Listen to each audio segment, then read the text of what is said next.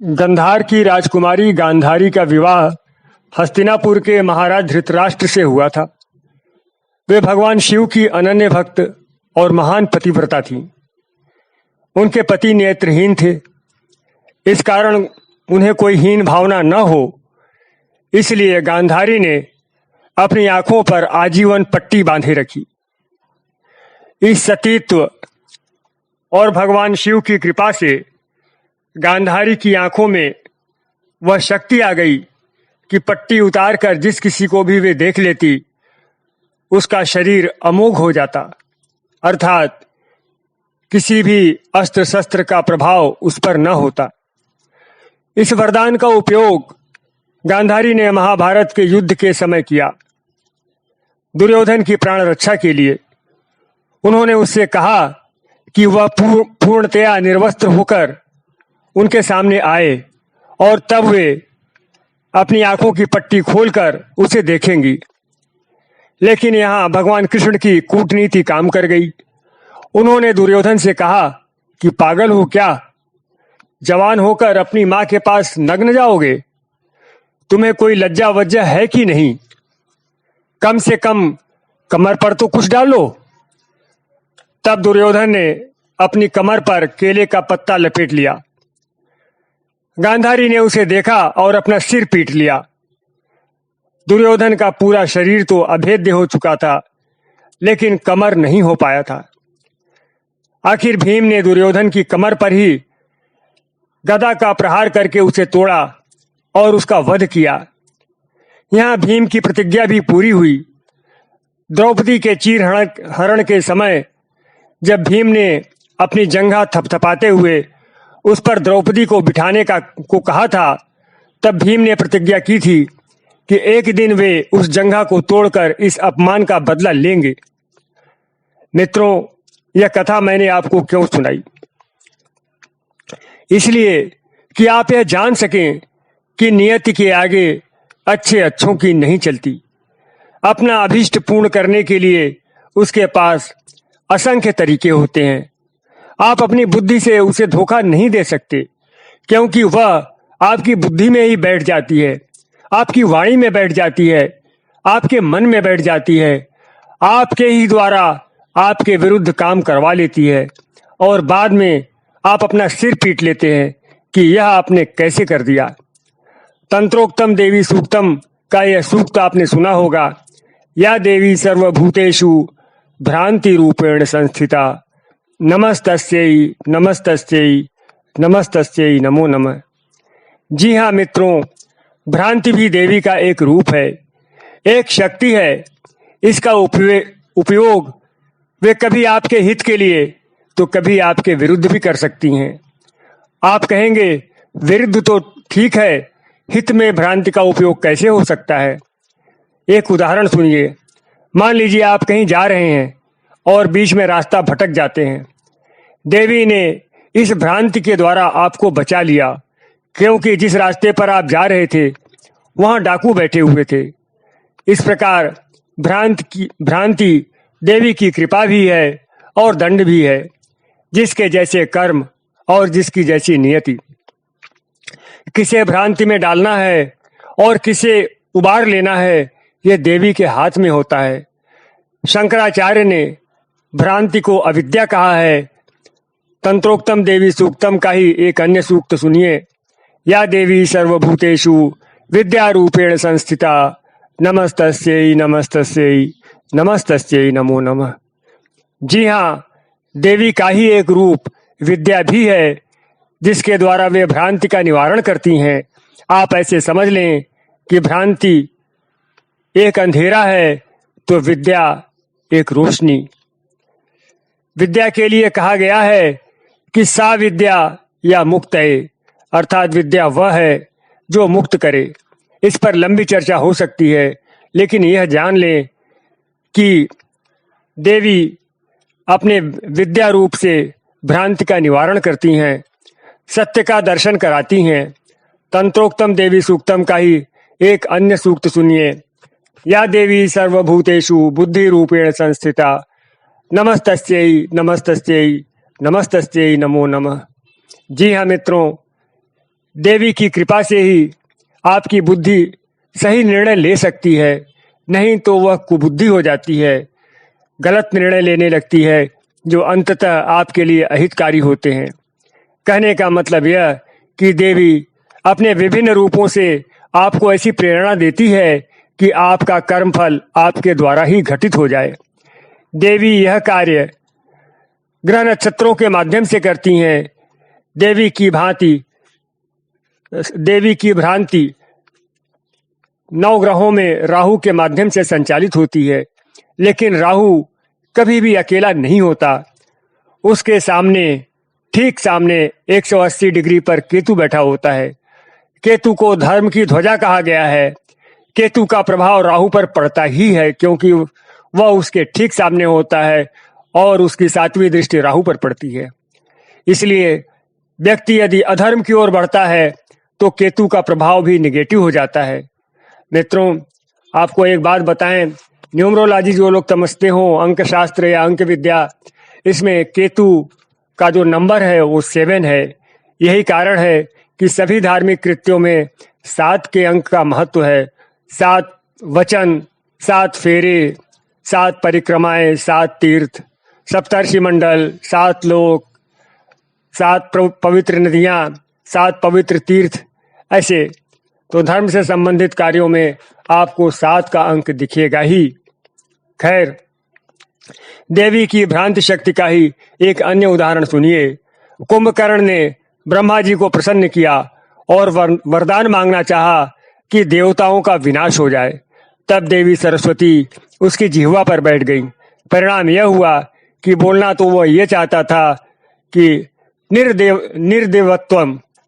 निर्देवत्वम माने कि देवताओं से रहित हो जाए, लेकिन बोल क्या गया, निद्रावत्वम। ब्रह्मा जी ने एवमस्तु कहा और कुंभकर्ण को सोते रहने की बीमारी मिल गई। एक अन्य उदाहरण भस्मासुर का है, जो शिव जी के सिर पर हाथ रखकर उन्हें भस्म करना चाहता था, लेकिन बुद्धि ऐसी भ्रष्ट हुई कि अपने ही सिर पर हाथ रख दिया और स्वयं भस्म हो गया। वैसे आपको बताएं, देवी की एक शक्ति क्षमा की भी होती है।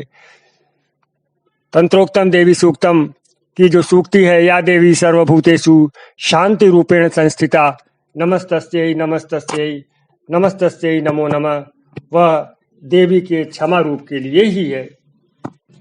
देवी अपनी शरण में आए हुए बच्चों के अपराध क्षमा कर देती हैं क्योंकि वे मातृ स्वरूपा है।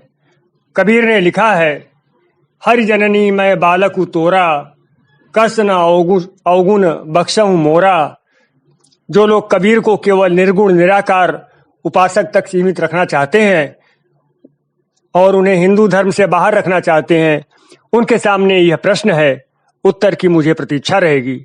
खैर, भ्रांति का ही एक अन्य उदाहरण सुनिए, जिसमें कैकेयी ने अपने प्राणों से प्यारे राम के लिए 14 वर्षों का वनवास मांग लिया, जबकि कैकेयी ऐसा कर ही नहीं सकती थी।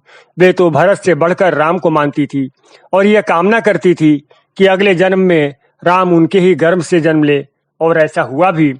कृष्णावतार में वे देवकी बनी और कौशल्या यशोदा बनी। मित्रों, इतनी लंबी चौड़ी पृष्ठभूमि मैंने क्यों बताई? जयपुर डायलॉग्स पर एक परिचर्चा सुनी, जिसमें संजय दीक्षित जी ने सचवाला और आजाद साहब को आमंत्रित किया था। परिचर्चा का विषय था, क्या 21वीं शताब्दी के अंत तक इस्लाम रहेगा? उसी समय इस वीडियो की रूपरेखा मेरे मन में बन गई थी। मित्रों, इस प्रश्न का उत्तर तलाशते हुए विचार बहुत तेजी से मेरे मस्तिष्क में आते रहे, जिन्हें सुव्यवस्थित रूप से प्रकट करना कठिन हो रहा था। इसलिए कृपया इन बिखरे हुए विचारों को ध्यान से सुनिए और पूरा सुनने के बाद ये बिखरे हुए सूत्र अपने आप ही जुड़ते दिखेंगे। अब आगे सुनिए। परिक्रमा या प्रदक्षिणा, ये शब्द आपने अवश्य सुने होंगे। मंदिरों में गर्भगृह की परिक्रमा होती है, पीपल की परिक्रमा होती है, नर्मदा की भी परिक्रमा होती है, कई तीर्थ स्थलों की परिक्रमाएं होती हैं। पंचकोशी परिक्रमा, 84 कोशी परिक्रमा जैसे शब्द भी आपने सुने होंगे। ऐसा माना जाता है कि सबसे पहली परिक्रमा गणेश जी ने की थी, जब उन्होंने अपने माता पिता अर्थात देवी पार्वती और भगवान शिव के चारों ओर चक्कर लगाए थे। क्यों होती है परिक्रमा?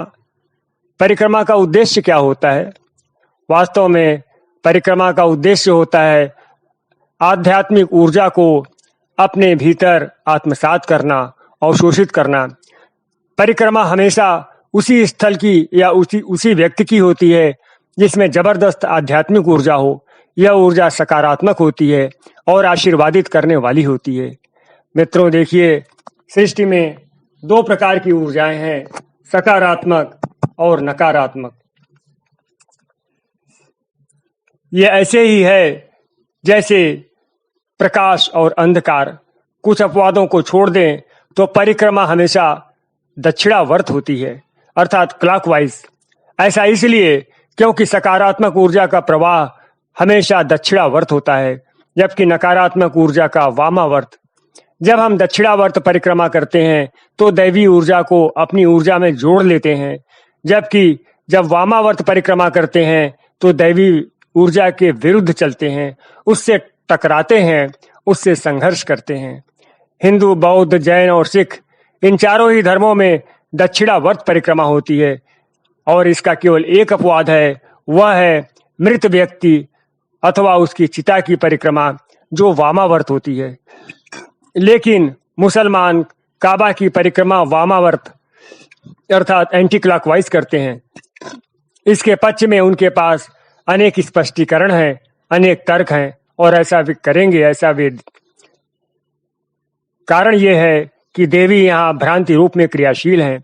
आज जो काबा है उसके बारे में उल्लेख मिलता है कि कभी यह मक्केश्वर महादेव हुआ करता था। हज के दौरान जिस काले पत्थर की परिक्रमा की जाती है, वस्तुतः वह मक्केश्वर शिवलिंग ही है। ऐसा माना जाता है कि इस्लाम के आगमन के पूर्व यहाँ कुल 365 प्रतिमाएं थीं।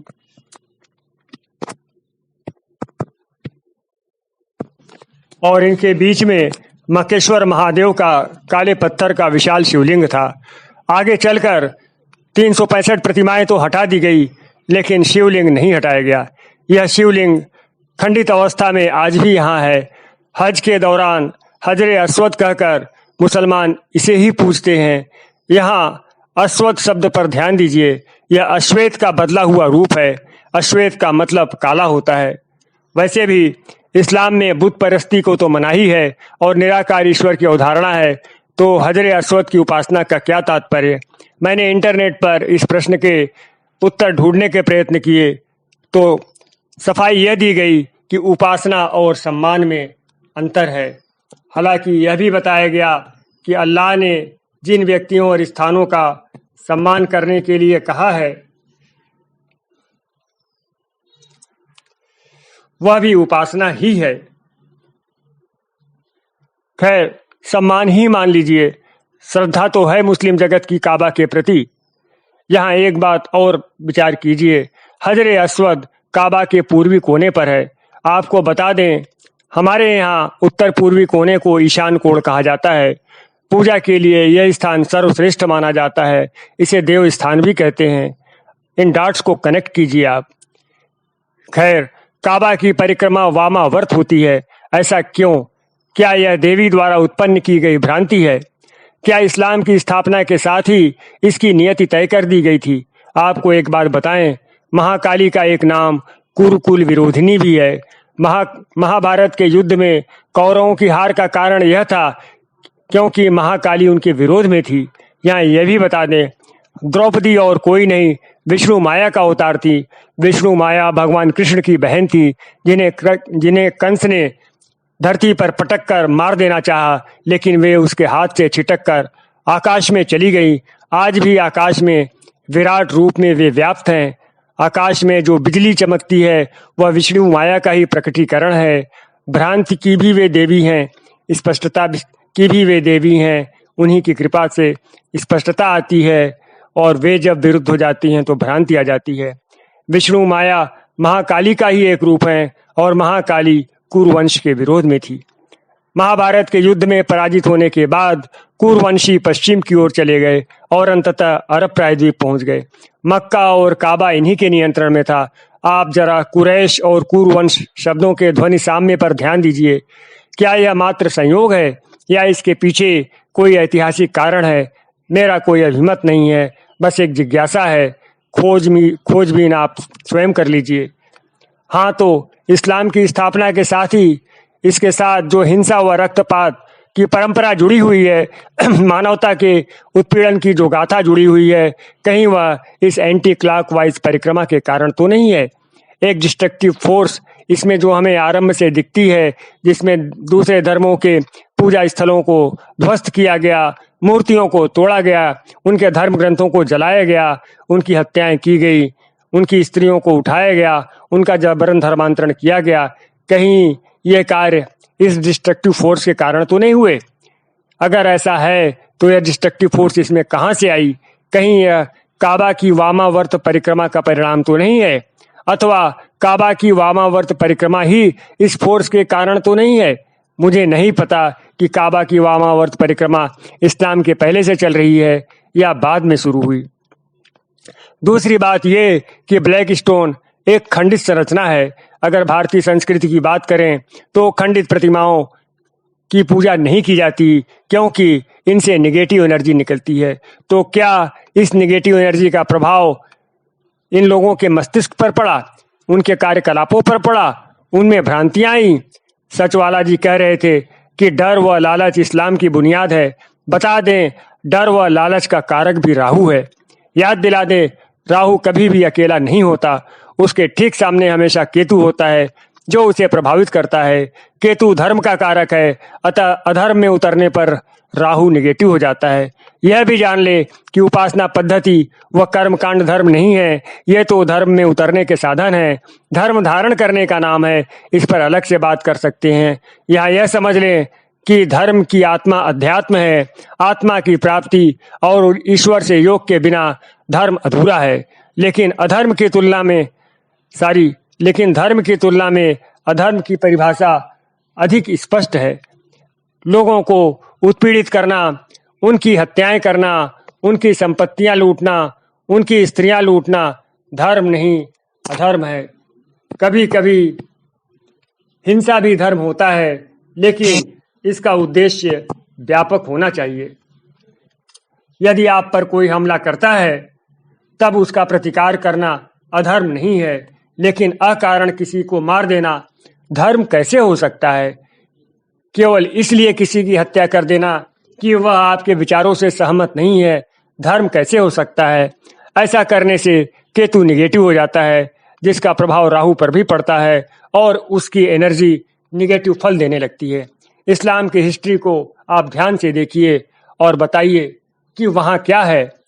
निश्चित रूप से इस कारण राहु व केतु नकारात्मक फल देने वाले हो गए। आप कहेंगे ऐसा कैसे? इस्लाम ने विजय पाई, साम्राज्य बनाए, सफलताएं पाई, ठीक बात है, लेकिन जिन लोगों ने ऐसा किया उनका अंतिम परिणाम क्या रहा? कभी देखिए तो सही कि ऐसे लोगों की जिंदगियां कैसे गुजरी और आज भी परिणाम क्या हो रहा है। पाकिस्तान व अफगानिस्तान भारत के संपन्न क्षेत्रों में थे, आज उनका क्या हाल है? वहाँ के लोगों का जीवन कितना कष्टमय है, कितना असुरक्षित है, देखिए तो सही। सुनते जाइए। देवी भ्रांति रूप में यहाँ बैठ गई। ट्विन टावर्स पर हमले, यूरोप के देशों में हुड़दंगबाजी, भारत में हुड़दंगबाजी, ये सब भ्रांति के कारण ही हो रहे हैं। पाकिस्तान के झंडे लहराने से और पाकिस्तान जिंदाबाद के नारे लगाने से पाकिस्तान का भला नहीं होने वाला, न ही भारत का बुरा होने वाला है, लेकिन उनका बुरा अवश्य हो जाता है जो ऐसा करते हैं। इतनी सी बातें वे क्यों नहीं समझ पाते? क्या यह देवी की भ्रांति के कारण है? म्यांमार में ये लोग शांति के साथ रह सकते थे, बहुत आराम से रह सकते थे, लेकिन ऐसा किए कि शांति प्रिय बौद्ध उनके विरुद्ध खड़े हो गए। चीन में उखरों का हाल भी हमसे छुपा नहीं है। स्वतंत्रता का घाव बर्दाश्त करके भारत अपने भविष्य को संवारने में लगा हुआ था। उसने इतिहास में किए गए तमाम अत्याचारों को भुला दिया गया था, लेकिन उसे जगा दिया गया। ऐसे ऐसे काम किए गए कि सोया हुआ भारत जाग गया। सेकुलर लोग भी कट्टरवादी होने लगे। यह कैसे हुआ? मैं क्या बोलूं?